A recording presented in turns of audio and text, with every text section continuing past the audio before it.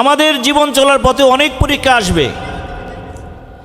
বেদিন বেঈমানেরা আমাদের ঈমানকে ছিনিয়ে নেওয়ার চেষ্টা করবে, আমাদেরকে লোভ দেখাবে, ভয় দেখাবে, কষ্ট দিবে।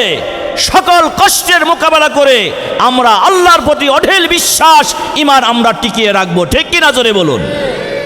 সেজন্য ভাইয়েরা আমার, আল্লাহ পাক রব্বুল আলামিন কোরআন শরীফ নাজিল করে বান্দা বান্দীদেরকে শিখায়া দেন, ইন্নাল্লাযীনা ক্বালু রাব্বুনাল্লাহ সুম্মা ইসতাকামু তাতানাজ্জালু আলাইহিমুল মালাইকা, নিশ্চয় যারা বলে আমাদের রব একমাত্র আল্লাহ, এই কথার উপরে অটল অবিচল থাকে, সকল বিপদের মোকাবেলায় আল্লাহর প্রতি বিশ্বাস রাখে, সকল কষ্টের মোকাবেলায়, সকল লোভ প্রলোভনের মোকাবেলায় আল্লাহর প্রতি ঈমান আনয়ন করে, আল্লাহর প্রতি ঈমানের উপর অটল থাকে, আল্লাহ বলেন ওই বান্দাকে আমি আল্লাহ নিজে সাহায্য করব। সুবহানাল্লাহ। যত ধরনের মুসিবত আসুক, আমরা আমাদের রব কাকে স্বীকার করব? এটা আওয়াজ দিয়ে বলেন না দেখি, আল্লাহ। আমাদের রব কে? আমাদের হায়াতের মালিক কে? আমাদের জীবনের মালিক কে? আমাদের মৌতের মালিক কে? সব কিছুর মালিক হলো আল্লাহ। সেজন্য আল্লাহ পাক বলেন, বান্দা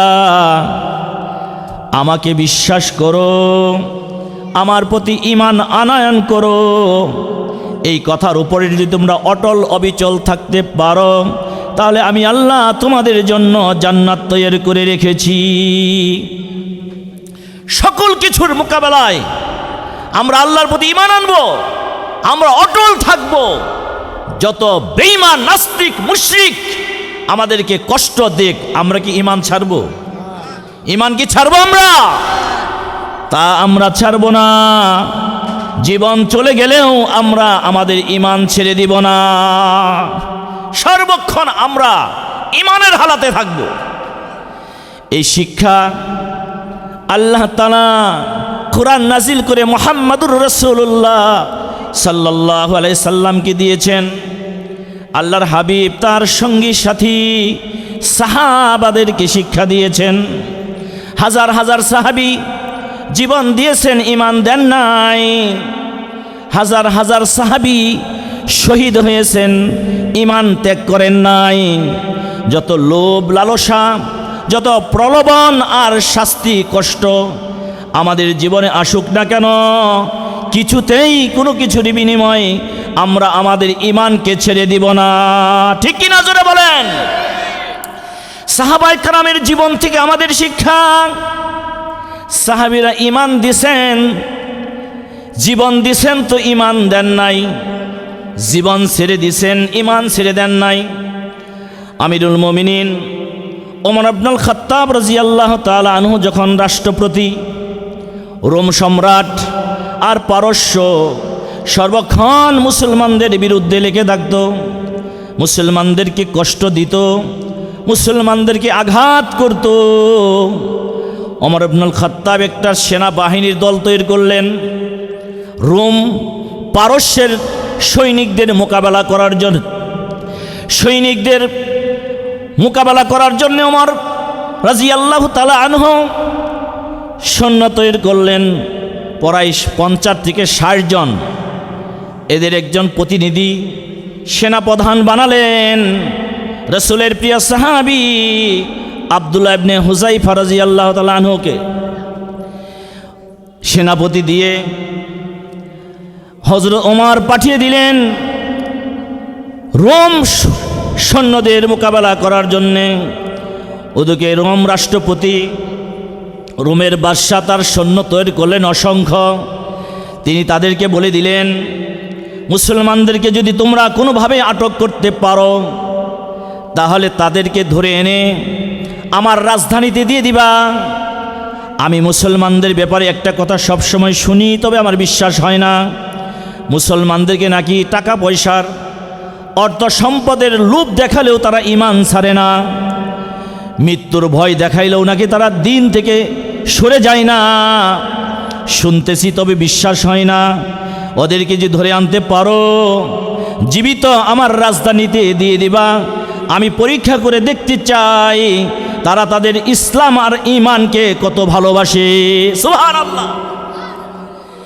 পরীক্ষা করার জন্য রোম সম্রাট যখন তার বাহিনী পাঠিয়ে দিলেন, হযরত ওমর রাদিয়াল্লাহু তাআলা আনহু তার সেনাবাহিনী পাঠালেন। ঘটনাক্রমে রোমের সৈন্যদের হাতে মুসলমানরা আটক পড়ে গেল। সুন্দরভাবে রাজধানীতে গিয়ে বাদশার সামনে পেশ করলেন। বাদশার সামনে পেশ করলেন, এই যে মুসলমানদেরকে আটক করে এনেছি, এদেরকে পরীক্ষা করেন। এদেরকে মেরে ফেলা তো উদ্দেশ্য না, এরা ঈমান আর ইসলামকে কি ভালোবাসে, কেমন মহব্বত করে, এই জিনিসটা পরীক্ষা করার জন্য হযরতে ওমরের এই সেনাবাহিনী রোম সম্রাটের হাতে গ্রেফতার হয়ে পরীক্ষিত হচ্ছে। রোম বাদশাহ সবাইকে ডেকে বললেন, তোমাদের সেনাপতিকে। সবাই আব্দুল্লাহ ইবনে হুযায়ফার দিকে নজর দিলেন। বুঝতে পারলেন আব্দুল্লাহ ইবনে হুযায়ফা আজকের যুদ্ধের সেনাপতি হয়ে আসছে। বাদশাহ তাকে স্পেশাল রুমে কামরার ভিতরে ডাকলেন। ডাইকে বলতেছে, দেখো আব্দুল্লাহ, আমি একজন খ্রিস্টান, আমি খ্রিস্ট ধর্মের অনুসারী। তুমি আমার হাতে ধরা পড়েছ। তুমি যদি এই মুহূর্তে ইসলাম ধর্ম ছেড়ে দিয়ে এই রাজ্যের, রোম রাজ্যের, অর্থাৎ বর্তমানে যেটা আমরা ইটালি বলি, শোনেন না ইটালির নাম, ইটালির রাজ্য, তোমাকে অর্ধেক নগদে লিখে দিব, আর আমার একটা মাত্র কন্যা তোমার কাছে বিয়ে দিব। আমি মৃত্যুর পরে পূর্ণ ইটালির মালিক তুমি একাই হয়ে যাইবা। লোভ দেখাইতেছে, পুরা ইটালির মালিক হবা যদি শুধু খ্রিস্টান হও।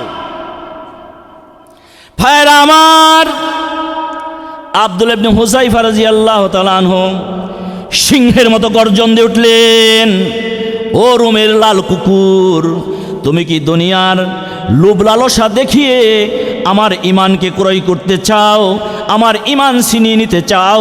মনে রেখো, আমি আল্লাহর নবীর সাহাবী। জীবন যেতে পারে, ঈমান যেতে পারে না। আল্লাহু আকবার। রোমের বাদশা আশ্চর্য হয়ে গেল, আমার কাছে ধরা, ইচ্ছা করলে আমি মেরে ফেলতে পারি। এই মুহূর্তেও সে নরম হয় না, দুর্বল হয় না, ঘাবড়িয়েও যায় না। বলে আরও কিছু পরীক্ষা আছে। পরীক্ষা হলো, ওদেরকে বলে দেওয়া হলো, ওদেরকে জেলখানায় আটকাও, বন্দি করে রাখো, খানা পিনা দিবা না, খানার কষ্ট। লোভ দেখাইলো, পারলো না, এখন খানার কষ্ট।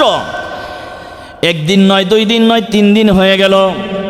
নবীজির সাহাবীর দল জেলখানার ভিতরে ক্ষুধার্ত অবস্থায় পড়ে আছে।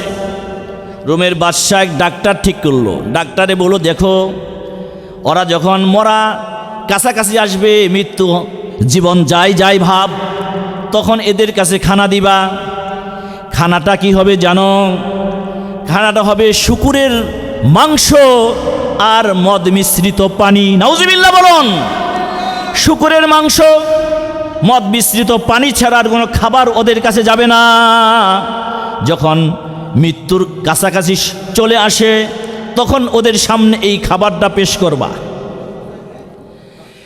3 দিন পরে ডাক্তার পরীক্ষা দেখে ওদের দেখে শির অপশিরা বন্ধ হয়ে গেছে, জীবন যায় ভাব।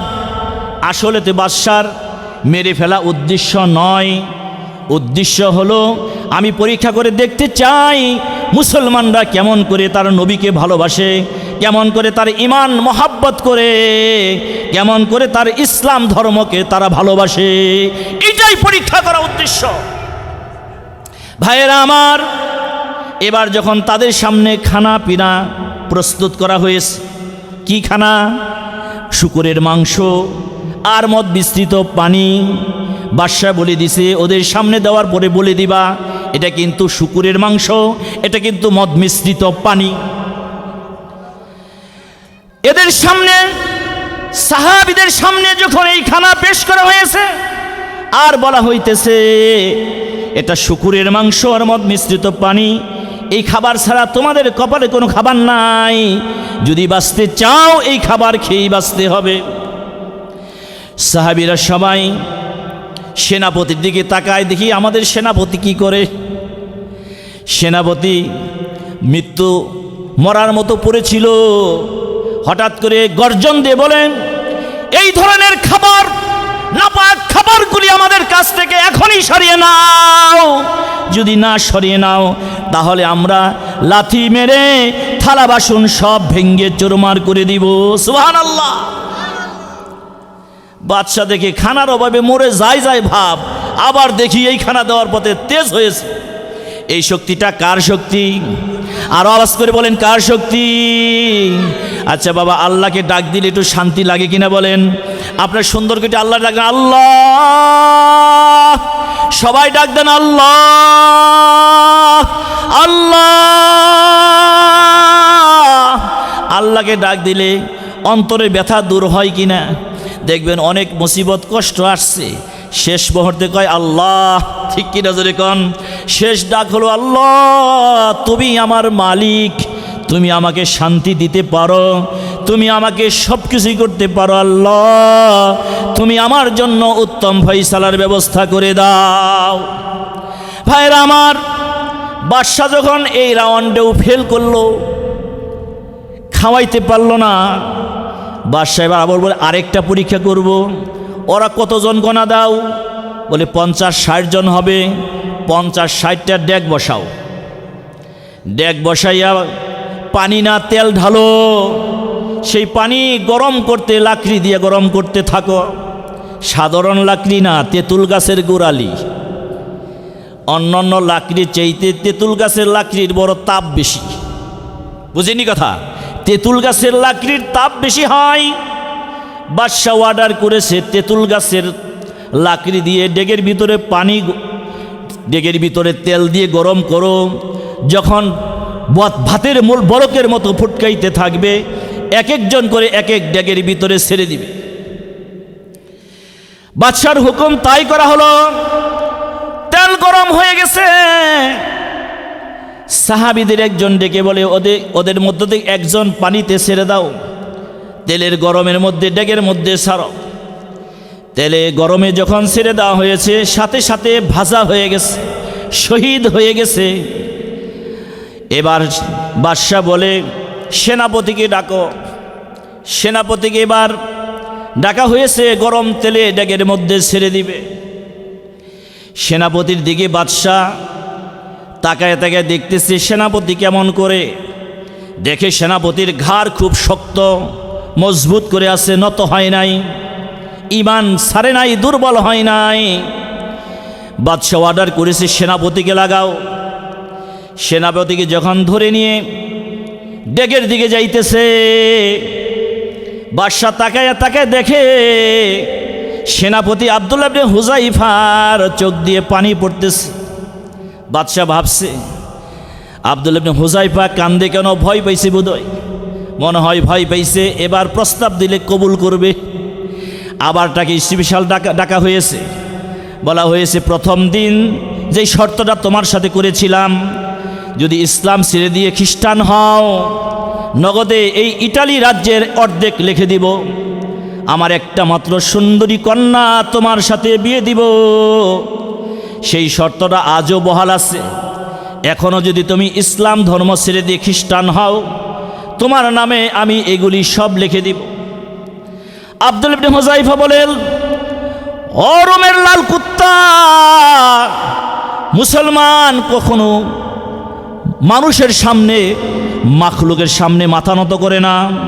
তামাম পৃথিবীও যদি আমার জন্য লিখে দাও, দুনিয়ার সব সুন্দরী যদি আমার সামনে হাজির করে দাও, তাহলে আমি একটা সেকেন্ডের জন্য আমি আমার ঈমান থেকে দূরে সরে যাব না। সুবহানাল্লাহ। বাদশা ডেকে বলে, আব্দুল্লাহ তাহলে কাঁদো কেন? বলে, বোকা তুমি তো বুঝো না কেন কাঁদি। বলে, আমি এই জন্যই কাঁদতেছি, আমি আমার মাওলাকে আমার চোখের পানিটা দেখাইতেছি। মাওলা, তুমি তো এই আব্দুল্লাহকে মাত্র একটা জীবন দান করেছ। একজনের কয়টা জীবন থাকে বাবা?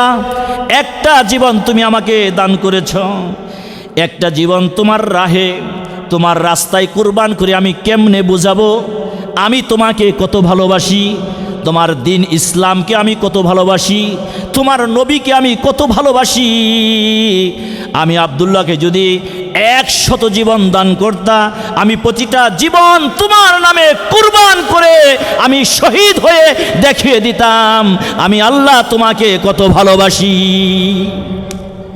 একটা জীবন দিয়ে আমি কেমনে বুঝাবো আমি তোমাকে কত ভালোবাসি। ও বাবা, ওই সাহাবীরাই জান্নাতের সনদ আর সার্টিফিকেট হাতে নিয়েই কবরে গেছেন, ঠিক কিনা বলেন?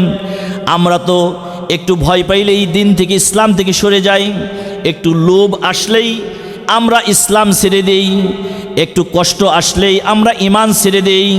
সকল কষ্টর মোকাবেলা করে আমরা সর্বক্ষণ ইসলাম ঈমানের উপর অটল থাকব ইনশাআল্লাহ। সবাই বলেন ইনশাআল্লাহ। সাহাবায়ে কেরাম শিখাইছেন এইভাবে ঈমানকে ধরে রাখতে হয়।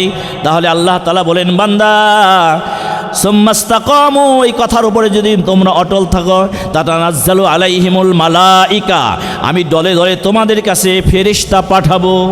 আল্লাহ তাখাফু ওয়ালা তাহজানু, ফেরেশতারা বলবে তোমাদের কোনো ভয় নাই, তোমাদের কোনো চিন্তা নাই, আল্লাহ তাআলা তোমাদের জন্য জান্নাতের ওয়াদা করেছেন। সুবহানাল্লাহ।